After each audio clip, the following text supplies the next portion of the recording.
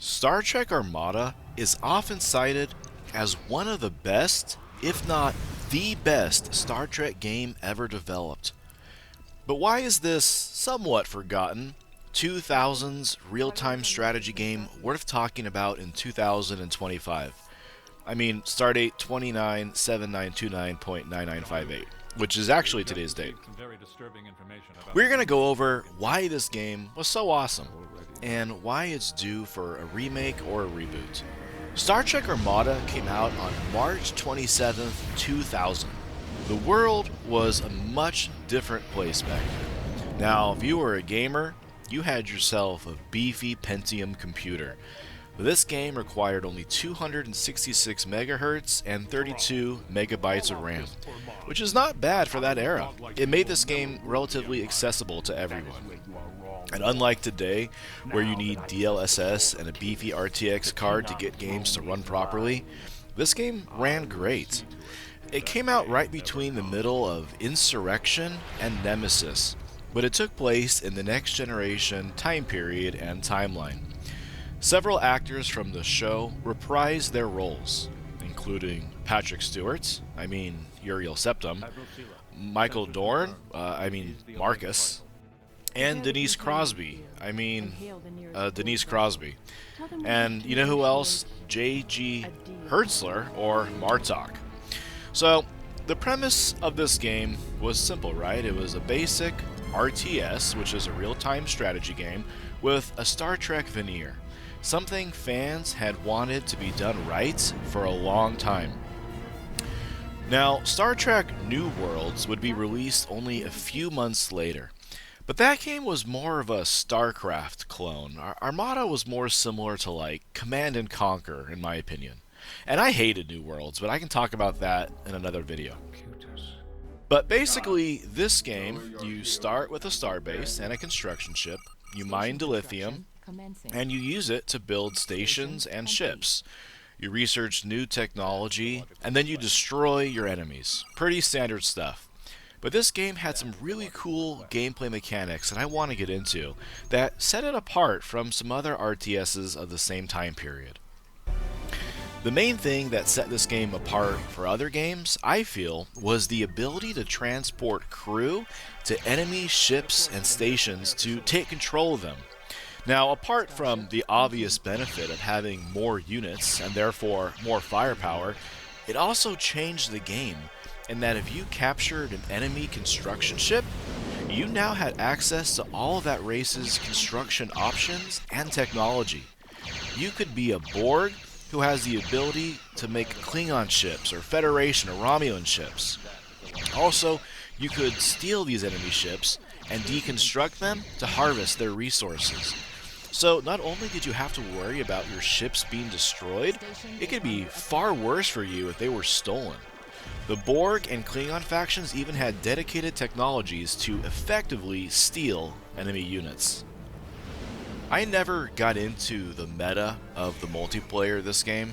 When I would play the multiplayer, I would typically do the shorter mini-game matches rather than the long, drawn-out games. So I'm not entirely sure what the absolute best strategies were. But I imagine it consisted of using Borg ships to transwarp to enemy bases, but that's another thing that this game had that was super cool. Every faction had a super weapon ability. For the Borg, it was a transwarp conduit that would let you send your ships anywhere in the map that you had explored. Vessel construction complete. Insufficient resources. By your command. The Federation could stop time for a large section of the map.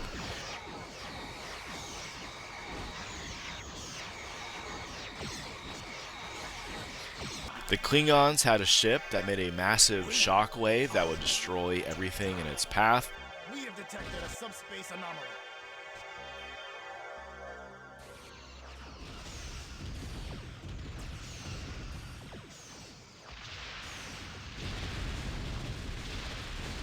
And the Romulans had a suicide vessel that would make a large, damaging AoE.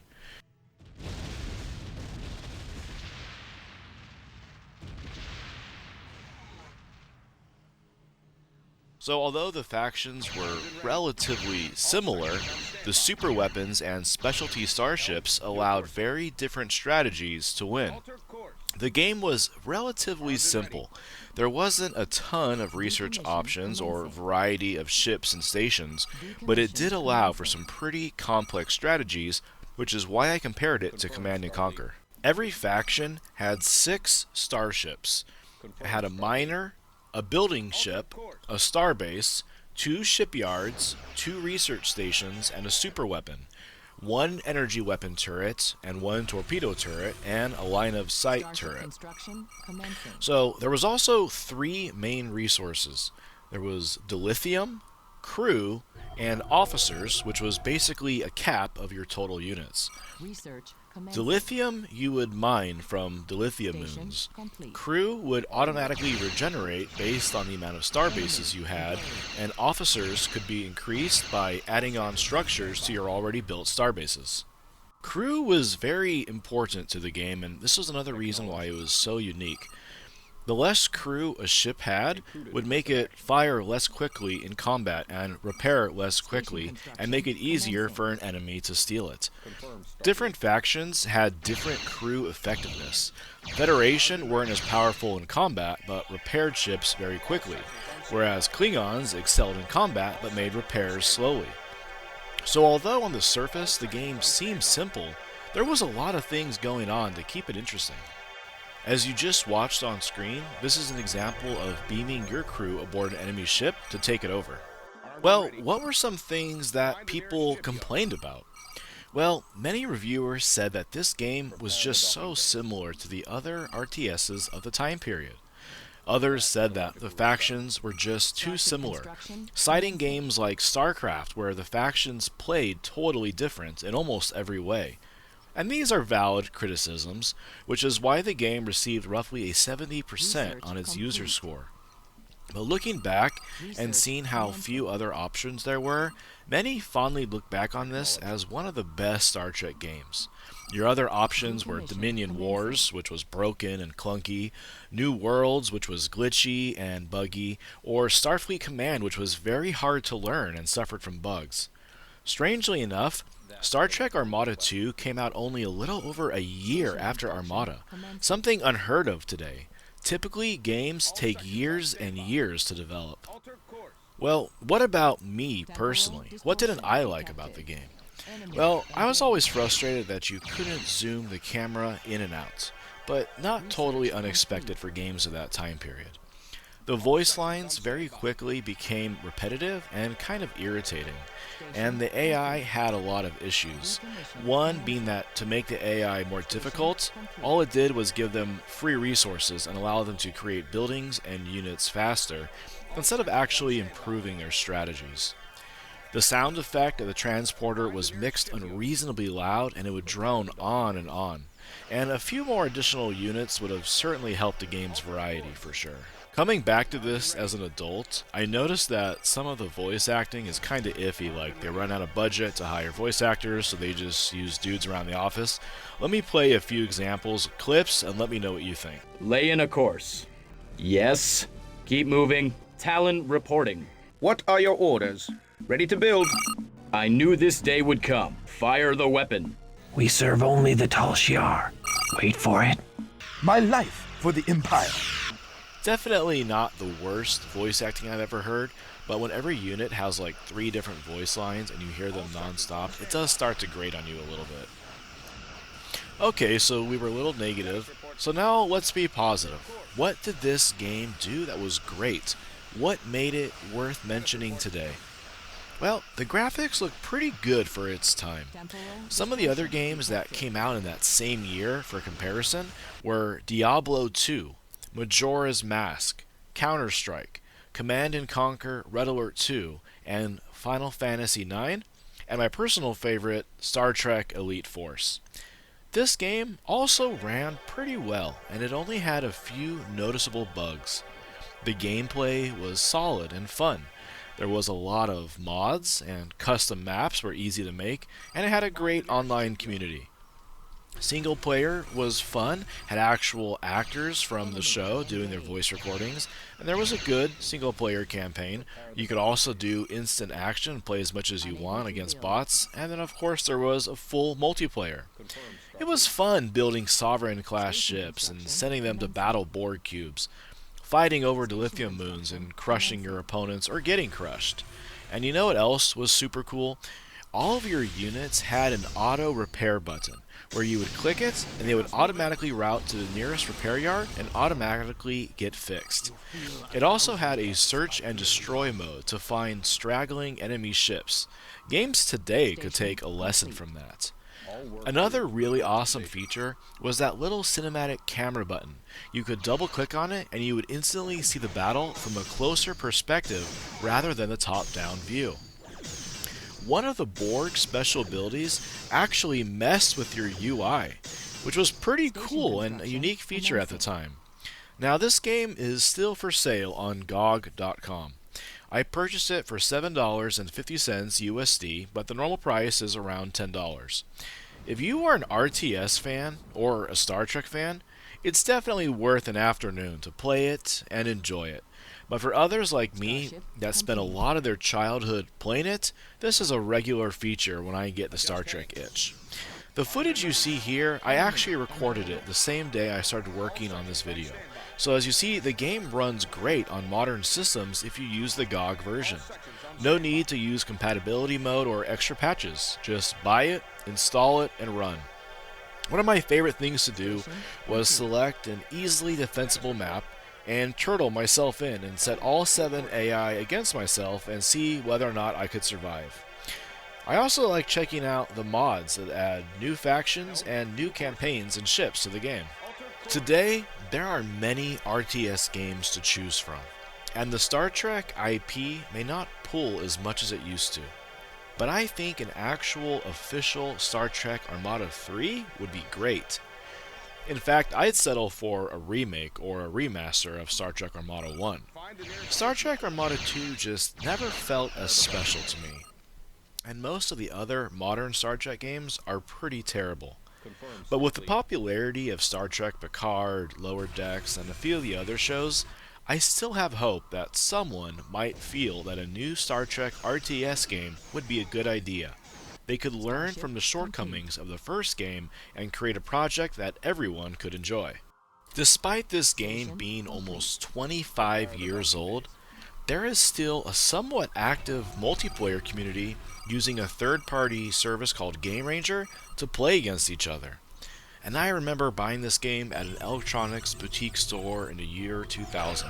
I must have played it 500 hours and memorized the instruction manual. Along with The Fallen, Elite Force, Starfleet Academy, Star Trek has a rich history of some truly excellent video games, and of course also some truly terrible ones. So as we get near the conclusion of this video, I'd just like to say thanks for watching. If you enjoyed the video, please feel free to leave a like or a comment and subscribe to the channel. So, to end this video, I'm going to show the end of one of the matches in Star Trek Armada that I played today. Enjoy. Spoiler alert, it didn't go great for me.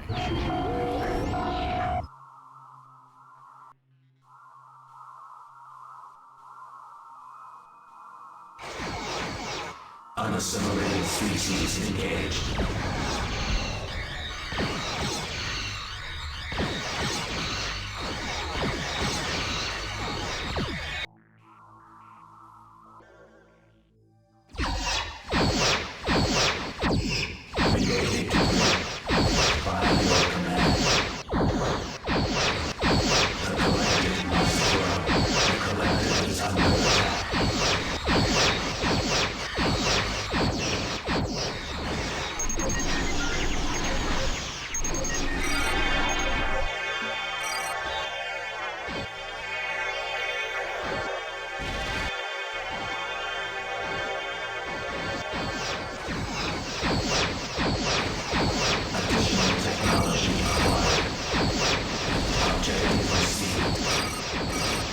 The collective is under attack. Initiating station construction. Unassimilated species engaged. Assigning designations. Objective received.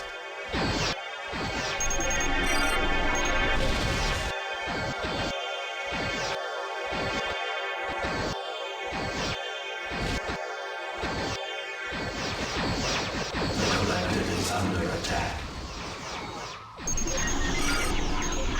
State objective.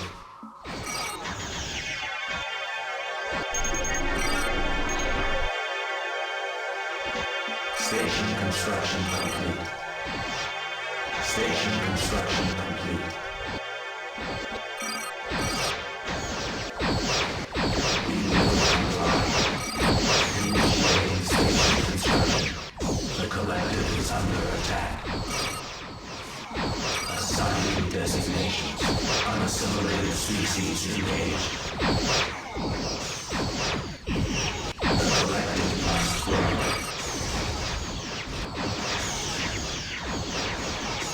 Objective received.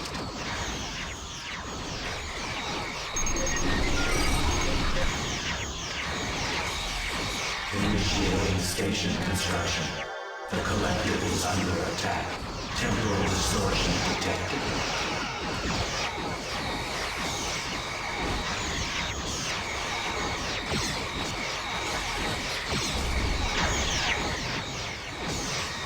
State objective.